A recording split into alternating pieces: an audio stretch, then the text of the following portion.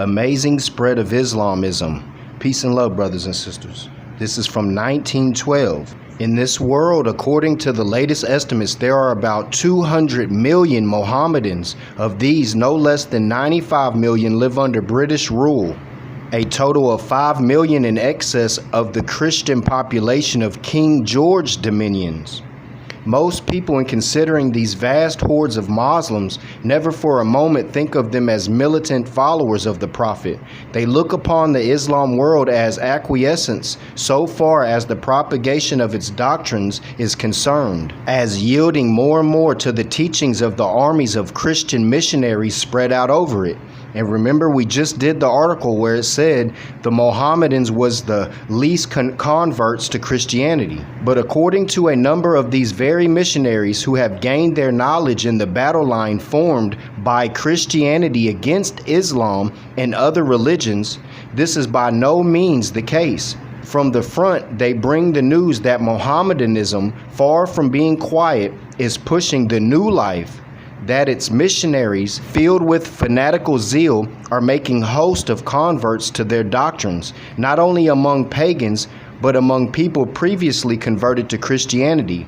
Africa is where the pitched battle for converts between Christianity and Islam is being waged most furiously, because once you get Christianized, they can colonize you easier.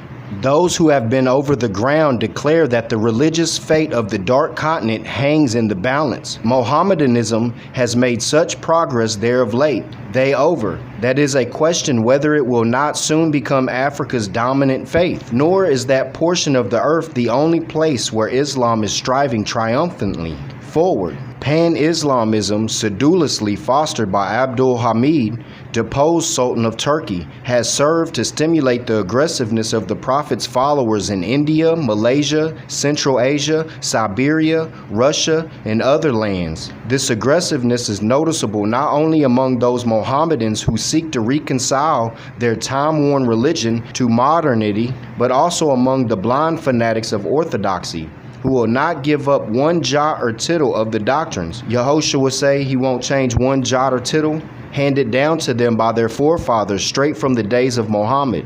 The one great characteristic of the Muslim world today is unrest. Like the prodigal son in the parable, Islam is coming to itself and is becoming conscious of its needs. 3 great movements in the Muslim world at the present time are all of them indicative of this unrest. Noble Drew Ali, Uplift Fallen Humanity, that's one of the movements. The development of the great dervish orders, the growth of the pan-Islamic spirit, and the attempt of the new Islam to rationalize the old orthodoxy, all of them due to the same cause, namely the readjustment of Islam to the progress of modern thought and Western civilization, either by way of protest and defiance or of accommodation and compromise. Noble Drew Ali taught of the old-time religion, but not so much to be passive, but to love and be tolerant, but not to be passive. Because Noble Drew Ali said, backed in the corner, drop the world on them. The modernist movement touches every Muslim who receives education on Western lines, whether in Java, India, Persia, or Egypt, and compels him to adopt a new theology and a new philosophy and new social standards, or give up his religion altogether. How far the advocates of the new Islam go in throwing overboard their cargo to save the ship is illustrated in a book, The Truth About Islam, just published at Cairo by Dr. Mohammed Badur, a graduate of Edinburgh University. No Orthodox Muslim would recognize the presentation of Islam as the same religion which he professes. The enormous increase of activity of Muslim journalism in all the chief centers of the Muslim world is also an indication of intellectual and social unrest. That's why Noble Drew Ali said our papers are our only hope, the mouthpiece of intolerance, and show a sullen attitude towards Christianity. The religious movements in Islam today are radically progressive and retrogressive. The dervish orders and the Mahdi in Somaliland, and here's the image that we found of Muhammad Daria Ali, who was the Sultan of Somaliland. And he looks just like Noble Drew Ali's uncle or something. Islam. Somaliland, Yemen, and the Sahara all believe in a pan-Islamism, utterly opposed to modern civilization, and their cry is back to Muhammad. The advocates of return in Java and Persia, the preachers of the new Islam in India, and the nationalists in Egypt. Noble Drew Ali was speaking of nationalism. On the contrary, are trying to get away from Muhammad and the early standards of Arabian civilization, reject most of the traditions. According to them, Muhammad was neither immaculate nor infallible. Their ideas and their ideals are at the opposite pole of the orthodoxy.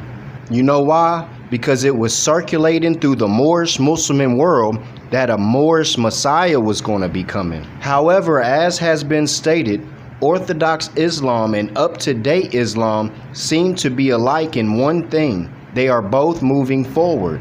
To turn first to Africa, the great battleground, evidence of this progress appear on every side. In Central Africa, a dozen sects of dervishes are at work, proselytizing, foremost among them the powerful Sanusi, who yearly send out large bands of missionaries. In short, as one Christian worker puts it, every Mohammedan is a missionary. One striking thing about the spread of the doctrines of Islam is the European colonial governments tend to help rather than hinder it. I don't know about that. The pacification of heathen countries and the suppression of the slave trade, it seems, have been favorable to Mohammedanism. One missionary explains why Islam is already in possession of great sections of North and East Africa and is steadily advancing in this wise. It has often been said that the transition from paganism to Christianity is very much more abrupt than that to Islam. But the addition to this, one Mohammedan recognizes in religion, as in other matters, a variety of intermediate stages. He is satisfied, especially at the beginning, with a very slight degree of adhesion to Islam. It is by no means all converts, but only a few individuals here are there who pay any attention to the deeper religious requirements. No abrupt break in polygamous conditions is demanded, as is the cause in Christian missions, while magical practices and other superstitions are tolerated. The convert thus loses nothing, but on the contrary gains in social position and consideration, so that his adhesion is almost a matter of course. How Islam forges ahead in India is shown by these figures. In 1871, there were in Bengal 17 million Hindus and 16.5 million Mohammedans. In 1901, there were 18 million Hindus and there were nearly 19.5 million Mohammedans. Thus, in 30 years, the Mohammedans, who at the start numbered 500,000 less than the Hindus, had not only made up that deficit, but placed themselves 1.5 million in the head. Because truth is like water, it'll go around all obstacles. Basing his statements on these figures, Lieutenant Mukherjee of the Indian Medical Service, in his book entitled A Dying Race, maintains that the Bengal future is with Mohammedans. In explanation of the success of Muslim methods in India, a Christian missionary who knows that land says, "The Muslim propagandist is Asiatic, we are not." He can ingratiate himself with the people. He can make himself one of them in every detail of social life. He will give his daughter in marriage to the convert, and while we are learning to speak the language, he grows into their very life. The Muslim propagandist is a keen literant. Why should not our preachers and catechists move about among the people with less show of European tent and boat? Martin Clark says that as 95% of the people live in villages, it were wisdom to learn from the Muslim monarchs who propagated Islam in the villages. Their power perished, but their religion remained. He sums up admirably the differences between the proselytizing method of Christian and Muslim by saying that the former, in order to succeed, must be less of a combatant and more of a wooer. In the great island of Malaysia, Islam is likewise meeting with marked success. A Christian missionary in those remote parts declares that the population of large portions of Java, Celebes, Sumatra, and other less important islands is already quite Islamized. In Borneo, he adds, Muslim influence is increasing steadily in the same proportion as paganism is declining. Only at such places where there are Christian missions is the progress checked successfully. But in the greater part of the island, the Mohammedan propaganda goes on without resistance. The Muslims of Malaysia, he says, who leave their native country in order to establish themselves on the shores of the countries, whether temporarily or permanently, are generally anxious to make proselytes. It is not especially religious conviction that drives them, but rather commercial interest. That's the modern Christianity. These who immigrate are always people who gain their living by trading. Now pagan tribes in Malaysia live in the communisms. The family extends itself to a clan. Clans grow to tribes, and family relations is the only tie that holds together these communities. Only among one's family does one feel safe. It is a matter of course that the Mohammedan foreigner, as soon as he is established on the shore and the heathen land, tries to enter into family relations with the native tribe. And that's what Europeans did over here. Like Taj was speaking of Pocahontas, 3 different Europeans trying to get with Pocahontas or Rebecca or whatever, bro. Tries to enter into family relations with the native tribe in the neighborhood of which he lives and trades. In this, he succeeds by marrying a woman belonging to that tribe. He and other fellow Mohammedans create Muslim family circles, for the wives have to adopt the religion of their husbands, be it only superficially. No one will expect the wife to fulfill the duties of her new religion, but her children are sure to become better Mohammedans than their mother. Child can only be as good as the mother.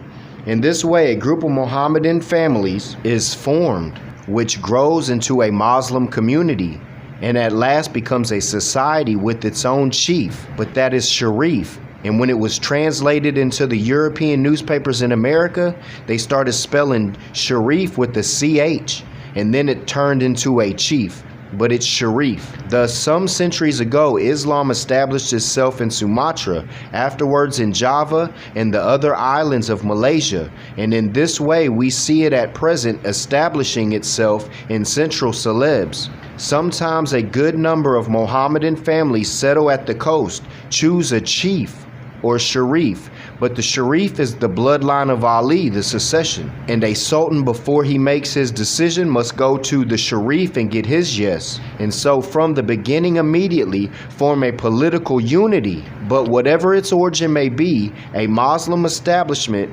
always exercises influence on the heathen tribes of the interior. Various reasons bring about this supremacy. The Mohammedan population does not chiefly live on agriculture. They earn their living by trade, and just as in Europe, it is considered more distinguished not to be an agriculturist. Yeah, until you need some food, but you don't know how to grow anything, you better stick to your agriculture, brothers and sisters. Keep your house in order. The Mohammedan coast population do grow some vegetables and fruit, but as for the principal food, which is rice, they depend on the people of the interior. On their excursions, they have always money with them, and they never forget to make a show of it. That's what Asiatics do in these days and times, always flaunting paper. The Mohammedans also dress in a better way than the heathen, and they very cunningly array themselves in clothes which excite the covetousness and desire of the heathen neighbors, who are very fond of buying new articles. They like to perfume themselves and constantly speak with contempt about eating pork and of other customs of the people of the interior. In short, they know how to behave as people of higher rank and quality than the simple pagans. It don't sound like it, brothers and sisters. These people be savages out here nowadays, eating all this craziness, drinking, just their minds is out of order. Through all these means, the Mohammedan traders arouse the people of the interior to imitate their customs, and all these things are profitable to the propagation of Islam. From Asiatic Russia, come similar surprising tidings of Muslim encroachment in the field of pagan conversion. A Christian worker in that territory tells how at the beginning of the 19th century, the apostle of Altay, Reverend Mother Macquarie, crossed the plain south of Tobolsk in Siberia to reach the Altay and perceived the state of the millions of heathen Kyrgyz living there. He asked the Russian government to allow him to begin missionary work among the Kyrgyz, but he was told that these people were too savage as yet to become converts of Christianity. Not long after that, Mohammedan missionaries entered the field, worked with great zeal and perseverance, and won over the Kyrgyz tribes to the faith of Islam. As a result of this setback, the writer states, the Christian missionary has now to fight not the weak and beggarly elements of an animistic religion, but the seemingly inaccessible granite fortress of Islam. The granite fortress of Islam. Regarding the general situation in Siberia, the same missionary says, Muslim propaganda is gaining in strength and Mohammedan influence is growing, while Christian influence as represented by the Kushan church is weaker. And just like when we were studying in a few demonstrations back, they was not converting any Muslims to Christianity. It wasn't happening. They already had the truth. They knew the Christianity was not full. 40,000 baptized Christians, formerly Mohammedan and heathen, have returned to paganism and Islam. Islam especially comes out of the crisis strengthened and more aggressive than ever before. In China, there are millions of Mohammedans, but according to Christian testimony, they are not markedly aggressive in propagating the doctrines of the Prophet.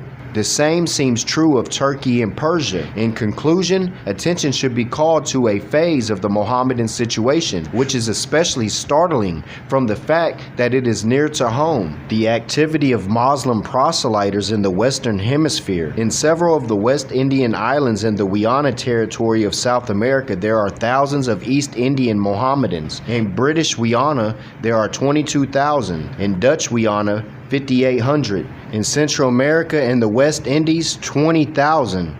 Such a small fraction of the population might well be omitted in our survey, state the editors of Islam and Missions, were it not that undoubted testimony comes in regard to the activity of Islam, especially in British Guyana and the West Indies. If the result of the centuries' missionary effort in British Guyana are to be preserved, the Christian church must make a more determined effort to combat the influence of the East Indian.